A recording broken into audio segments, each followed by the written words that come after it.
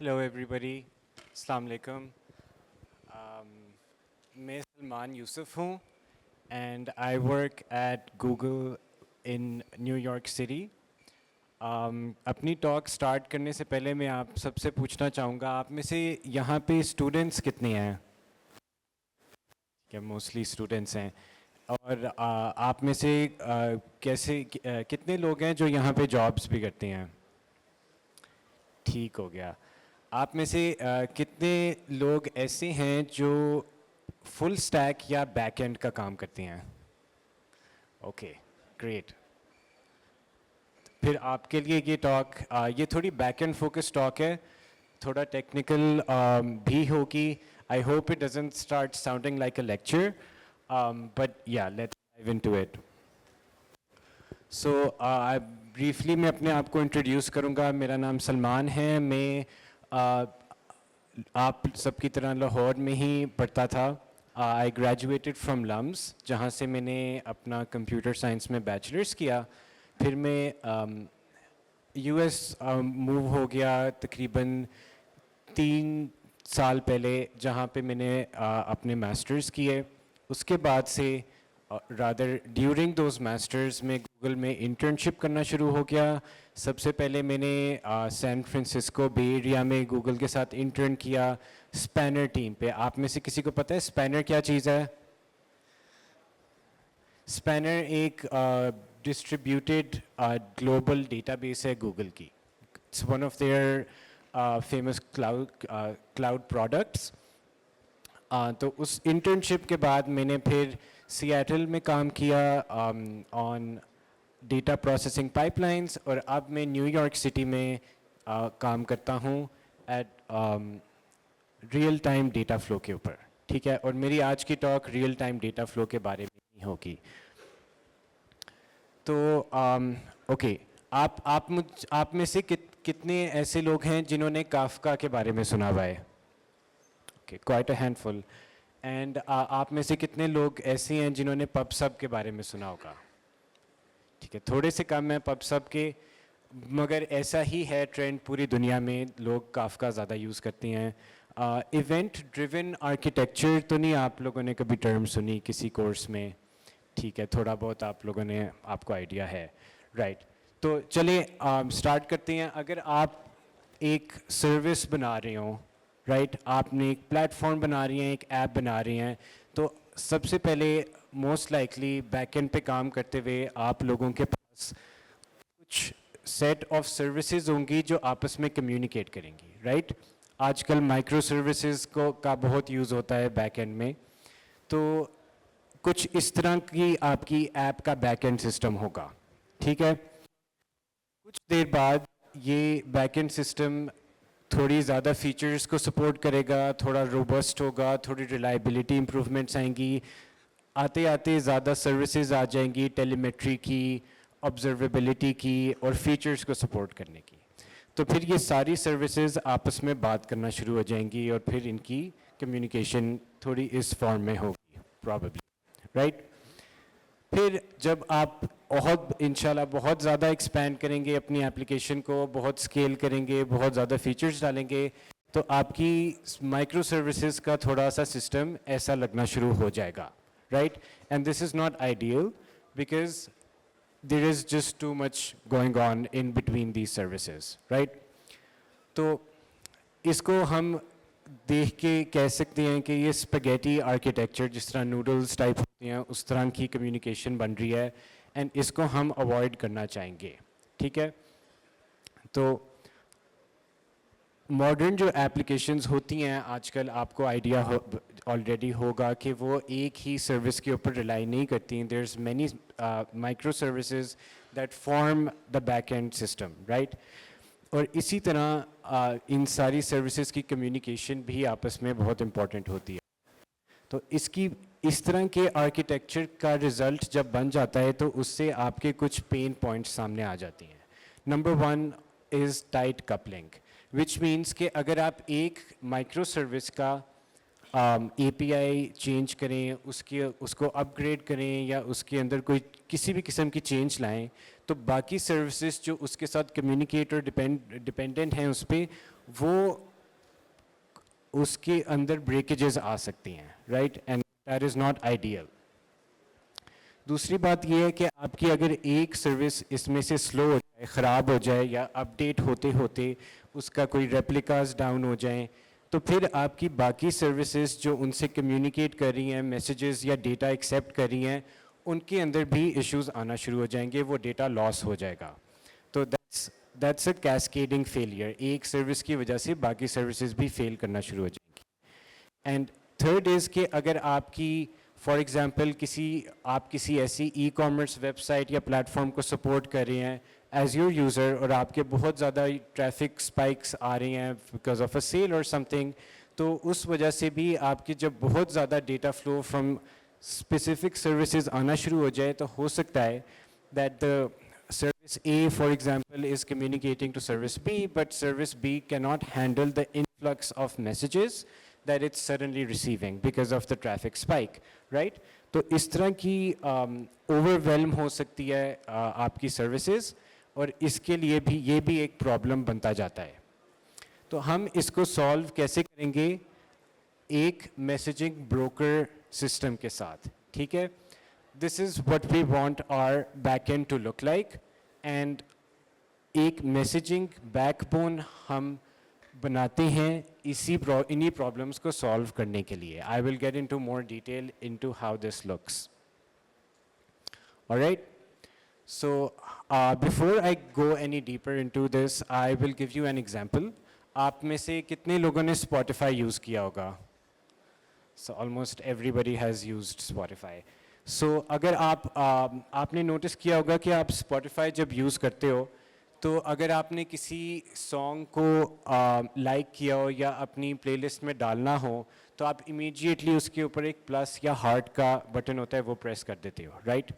और आप जब यूज़ कर रहे हो, आपके जैसे वहाँ पे और दुनिया में मिलियंस या बिलियंस ऑफ यूज़र्स हैं जो सारे वही button almost at the same time press कर रहे हैं, और all of this results in an insane amount of traffic, जो सारी आके किसी ना किसी सर्वर या set of servers पे hit करेगी, right? So all of these little messages of users selecting or personalizing their playlists or choosing songs, वो सारा एक बहुत बड़ा एक load बना के आपकी तरफ एक messages का flow बन रहा है। तो अब गूगल का एक प्रोडक्ट है क्लाउड पब्सअप, जिसके बारे में ये टॉक भी होगी।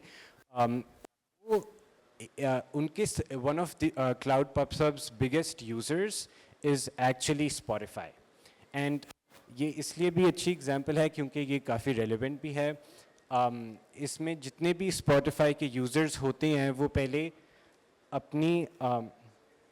अपनी प्रेफरेंसेस, अपनी लाइक्स, अपनी प्लेलिस्ट्स के बटन्स प्रेस करते हैं, तो सारे मैसेजेस कलेक्ट होके मैसेज ब्रोकर के पास आ जाती हैं। In this case message broker जो है वो क्लाउड पब्सअप है, और फिर क्लाउड पब्सअप उन सारे मैसेजेस को आगे वाले रेलेवेंट सर्वर्स या कंज्यूमर्स को पहुंचा देता है। हम इस एग्जांपल के बारे में के पास दोबारा आएंगे जब हम थोड़े से कॉन्सेप्ट्स को ज़्यादा डिटेल में पढ़ लें, बट ये एक काफ़ी इंटरेस्टिंग एग्जांपल है of why this kind of architecture is useful, right? तो ये मैंने आपको डायग्राम पहले भी दिखाया था। इसमें आप अगर नोटिस करें तो कुछ सर्विसेज पब्लिशर्स हैं, कुछ सब्सक्राइबर्स हैं और कुछ रिसीवर्स हैं। तो आप एक मैसेजिंग बैकबोन के अंदर, या आप प्रोड्यूस जो करता है मैसेज वो पब्लिशर बन जाता है, जो कंज्यूम करता है वो रिसीवर बन जाता है, ठीक है? यही कॉन्सेप्ट हम थोड़ी और डिटेल में पढ़ेंगे, मगर इसके बेनिफिट्स क्या होते हैं? जो ही मैंने आपको डिसएडवांटेजेस बताए थे वही इसके बेनिफिट्स होंगे। आपके प्रोड्यूसर्स और कंज्यूमर्स डीकपल हो जाएंगे, आपकी लोड जो है वो लेवल हो सकता है। अगर आपकी सर्विस के अंदर स्पाइक्स आ रही हों, मैसेजेस कुछ ज़्यादा कुछ कम आ रही हों किसी टाइम पे, तो वो बैलेंस आउट हो जाएंगे।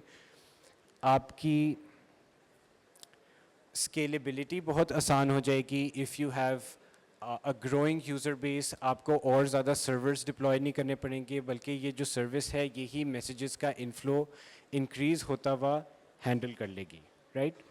And then reliable and persistence आ जाएगी आपकी service के अंदर, जिसका मतलब ये है कि अगर आपकी services के अंदर कोई message loss होने का risk है तो वो minimize हो जाएगा, right? या और फिर एक्सटेंसिबिलिटी का भी हमें एक बेनिफिट मिलता है। इसका ये मतलब है कि अगर आप एक मैसेज को कहीं सिस्टम्स के पास पहुंचाना चाहती हैं, कहीं कंज्यूमर्स के पास पहुंचाना चाहती हैं, मल्टीपल कंज्यूमर्स के पास, तो आप आसानी से एक मैसेज ब्रोकर पबसब या काफका के साथ ऐसे कर सकते हैं। ठीक है, ठीक हो गया। अब हम जाते हैं कोर मैसेजिंग कॉन्सेप्ट्स के ऊपर। आप चाहे आप पबसब यूज़ कर रहे हो या काफका यूज़ कर रहे हो, आपका जो कोर सब्जेक्ट्स हैं, कोर आइटम्स हैं, वो इस डायग्राम के अंदर सेम रहेंगे, राइट? एक सर्विस प्रोड्यूसर होगी जो मैसेजेस प्रोड्यूस कर रही होगी। जितने भी मैसेजेस प्रोड्यूस होंगे वो किसी ना किसी टॉपिक के अंदर जाएंगे, राइट? एंड टॉपिक के अंदर आप विद इन दैट टॉपिक आप सब्सक्रिप्शंस क्रिएट कर सकते हो, then going to be subscribed to by consumers that will want to seek those messages. Okay? तो यही मैंने इस स्लाइड में डिस्क्राइब किया हुआ है। अगर आपने ज़्यादा डिटेल में पढ़ना हो तो आप इसको रेफर कर सकते हैं, but since in the interest of time I'm going to go through these. So this is an example of how the whole system works when put together. एक प्रोड्यूसर आपका होगा जो सबसे पहले एक कंज्यूमर के साथ उसकी इंटेंशन होगी मैसेजेस शेयर करने की। The consumer will create a subscription, ठीक है? फॉर एग्जांपल एक ऑर्डर्स की सब्सक्रिप्शन बना लूँ मैं, ऑर्डर डैश सब, एंड देन उस सब्सक्रिप्शन के ऊपर एक टॉपिक भी अटैच्ड होगा। जो पब्लिशर होगा वो इस टॉपिक पे मैसेज अपना सेंड कर देगा। सब्सक्रिप्शन और टॉपिक का ये आपस में रिलेशनशिप होगा कि टॉपिक्स जो है वो राइट सब्सक्रिप्शन को ऑटोमेटिकली राउट कर देगा जितने भी मैसेजेस जाएंगे, राइट? और जो कंज्यूमर्स सब्सक्राइब्ड हैं उस सब्सक्रिप्शन पे वो उससे मैसेज कंज्यूम कर लेंगे। तो अब अगर हम उसी एग्जाम्पल पे वापस आएँ तो हम देख सकते हैं कि स्पॉटिफाई के एग्जाम्पल में जितने भी मोबाइल, वेब और लैपटॉप डिवाइसेस आप लोग यूज़ कर रहे हो, कंप्यूटर्स यूज़ कर रहे हो टू एक्सेस द प्लेटफॉर्म, वो सारे कंज्यूमर्स प्रोड्यूसर्स बन जाएंगे ऑफ मैसेजेस, राइट? वो सारे अपने यूज़र्स की प्रेफरेंसेस को एज मैसेजेस ट्रांसपोर्ट करेंगे टू पबसब, जिसके अंदर टॉपिक्स वगैरह की मैनेजमेंट होगी, and then the subscriptions attached to that topic, those subscriptions will receive those messages and pass them along to all the relevant consumers that need those messages. All right? अच्छा, आपसे एक question है, अगर consumer किसी वजह से available ना हो, राइट, इस पूरे सिस्टम में कंज्यूमर आपका डेड हो जाए फ़र्ज़ करें, तो इससे क्या फ़र्क पड़ेगा?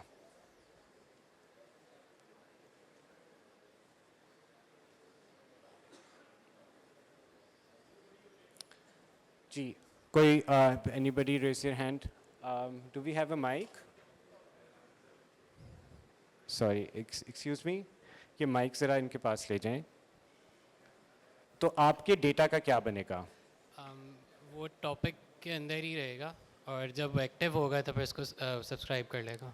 बिल्कुल सही जवाब दिया आपने, एंड आई होप आपको मर्चेंडाइज का प्राइस मिलेगा इसके लिए। But yes, exactly. This is one of the main benefits of using a message broker like PubSub, कि आपके जो consumers और subscribers हैं वो decouple हो जाती हैं, वो एक दूसरे पे dependent नहीं होते। अगर एक available ना हो तो messages जो message broker है वो store कर लेगा and there will be no data loss. All right? So data is not lost and the broker will persist the message, correct? तो आपका डेटा एक क्यू के अंदर वेट कर रहा होगा जब तक कंज्यूमर वापस ऑनलाइन ना आ जाए और उसको दोबारा एक्सेप्ट ना कर सके. Okay, moving on. ठीक है, एक और क्वेश्चन है मेरे पास. Can multiple different applications listen to the same message? अगर आपके पास एक मैसेज आप प्रोड्यूस कर रहे हो तो आप मल्टीपल कंज्यूमर्स को पहुंचा सकते हो. इनके पास लाते हैं. यस, ये तो इजी आंसर था. Very good. ठीक है, इसको कहते हैं हम फैन आउट पैटर्न, राइट. ये भी एक कॉमन यूज़ केस होता है पबसब का. फॉर एग्जांपल कि आप एक प्रोड्यूसर हो, आपने multiple subscribers, millions of subscribers को मैसेज पहुंचाना हो तो आप इस तरह आराम से स्केल कर सकते हो, राइट. अच्छा, अब मेरे पास सिर्फ 3 मिनट बाकी हैं तो इसमें और भी बहुत से यूज़ केसेस होती हैं इस तरह के बैकएंड की, right. Specially when you are scaling your platform, this becomes more and more relevant. इसमें फ़ैन आउट आर्किटेक्चर की एग्जांपल्स भी हैं. आईओटी के अंदर ये बहुत यूज़ होता है, मैसेज ब्रोकर्स, क्योंकि आईओटी डिवाइसेस जैसे स्मार्ट वॉचेस, फिटनेस ट्रैकर्स होती हैं, वो कॉन्स्टेंटली डेटा ट्रांसमिट कर रही होती हैं जो सर्वर्स के पास जाना होता है, राइट. तो उस केस के लिए ये बहुत यूज़फुल रहता है. इसी तरह बाकी भी केसेस यहाँ पे मैंने कुछ मेंशन किए हुए हैं. अब मैं आपको थोड़ा सा बताऊँगा पबसब और काफका के बारे में. तो क्लाउड पबसब जो है गूगल का अपना fully internally developed messaging service है. इसी पे मैं काम करता हूँ गूगल के साथ. एंड इसकी मेन बात ये है कि ये सर्वरलेस फ़िलासफ़ी पे करता है. जब आप क्लाउड पबसब यूज़ करो तो आपको कोई सर्वर प्रोविज़न नहीं करना पड़ेगा, आपको कुछ डिप्लॉय नहीं करना पड़ेगा. आप बस टॉपिक्स और सब्सक्रिप्शंस क्रिएट करोगे और आप मैसेजेस की प्रोडक्शन और कंजम्पशन स्टार्ट कर लोगे. जैसे जैसे आपकी यूजेज ज़्यादा होगी ये उसी तरह स्केल करता जाएगा और ये ऑलरेडी ग्लोबली अवेलेबल है, राइट. तो इसके अंदर ऑटो स्केलिंग भी है, इसके अंदर मल्टीपल डिलीवरी मोड्स भी हैं एंड इसमें मैसेजेस की स्टेट्स भी ट्रैक होती हैं. तो अगर आपका कंज्यूमर मैसेज को एक्नॉलेज नहीं कर सकता रिसीव करके तो मैसेज की को दोबारा से भेजा जाएगा कंज्यूमर के पास, राइट. ये इसका एक फीचर है.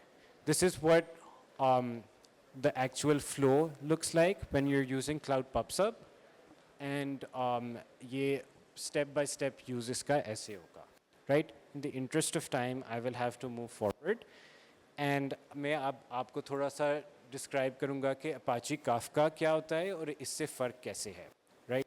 अब Apache Kafka was actually developed by LinkedIn, which is I think now owned by Microsoft, but it's actually more common than PubSub in the industry. काफ़ी commonly use होता है ये और Google Cloud ने भी इसको offer करना शुरू कर दिया है as a managed service. तो आप as a cloud product भी Kafka को अब use कर सकते हो, ठीक है. ये recently उन्होंने start किया है.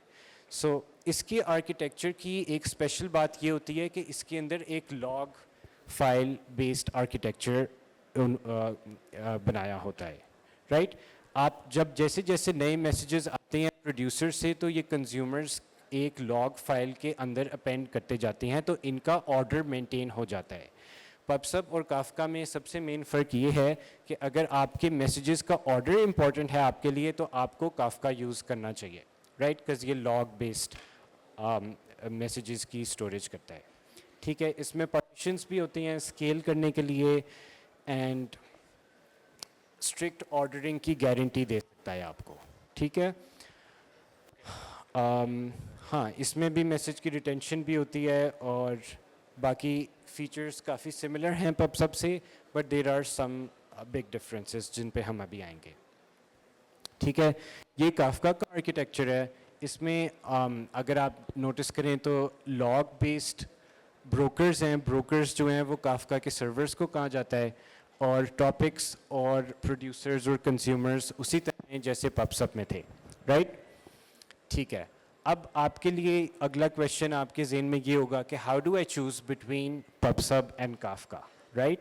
If you are a developer or an engineer working on a backend system, which tool is the right one for you? तो इसको आंसर करने के लिए आपके पास मेन ट्रेड ऑफ ये है कि अगर आपके पास सिंपल यूज़ केसेस हैं, आप कुछ डिप्लॉय नहीं करना चाह रहे ज़्यादा, and you don't need very high throughput और very very strict ordering needs, तो फिर आप पबसब यूज़ कर लें, वरना आप काफका की तरफ आ जाएं. ठीक है? Thank you. In the interest of time, I will wrap up my presentation.